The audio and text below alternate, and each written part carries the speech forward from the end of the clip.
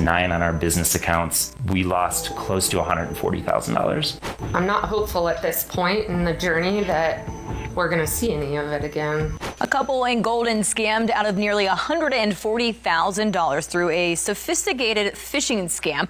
Yeah, $137,000 is a loss nobody can absorb. For Scott and his wife, the loss was devastating. Nearly $140,000 disappeared from their personal and business accounts. And it all started with something that looked completely routine. One day, Scott received a text message on his phone that appeared to come from Chase Bank. The message asked whether he had attempted to send a wire transfer for $4,500. Fraud alerts like this are common. Banks send them when a transaction appears suspicious. Concerned about the alert, Scott decided to verify the situation before doing anything else. At that point, before I did anything else, I reached out to my business partners and asked if they had initiated a wire. No one had authorized the transfer. So Scott contacted his bank branch to check whether there had been any suspicious activity on his account. The branch provided him with the phone number for Chase's fraud department. At the same time, Scott also responded to the text message.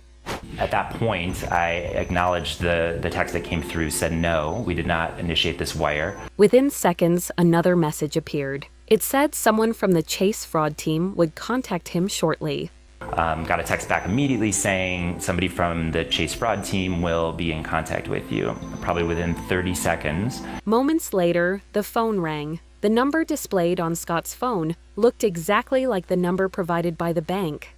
I received a phone call from the exact number that the branch had just given me. Everything about the call seemed legitimate. The person on the phone sounded confident and appeared to understand the situation. These people know what they're talking about. But investigators say the entire situation had been carefully staged. The original message had not come from Chase Bank, and the person on the phone was not a bank employee. Instead, scammers used phone number spoofing, a technique that allows criminals to disguise their calls so they appear to come from trusted organizations. In this case, the scammers made the call look like it came directly from Chase's fraud department. The technology does exist that they can spoof phone numbers from anywhere in the world. Scott says the callers even seemed to know details about his accounts, including how much money he had.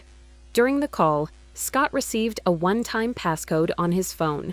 Believing he was working with the bank to stop a suspicious transaction, he shared the code. That single step gave the scammers the access they needed. Soon after, the transfers began. So there were 11 wire transfers in total, 2 on our personal accounts, 9 on our business accounts. We lost close to $140,000. In total, 11 wire transfers drained money from Scott's accounts. By the time he realized what had happened, the money had already been moved. Just wake up and start all over again to try to accept that all our money's gone. For the family, the financial loss has also brought emotional strain. According to the FBI, scams like this are becoming increasingly common. In 2022, authorities reported hundreds of phishing and spoofing victims in Colorado alone. Investigators say 405 phishing victims lost nearly $500,000, while 467 spoofing victims lost about $2 million. Investigators say scammers often create a sense of urgency, so victims act quickly without verifying the situation. If you receive a suspicious message claiming to be from your bank, experts say do not respond directly to the text. Instead, contact your bank using the official number printed on your bank card or your account statement. Experts also warn never to share one-time passcodes or security codes with anyone over the phone, because once money is sent through a wire transfer, recovering it can be extremely difficult.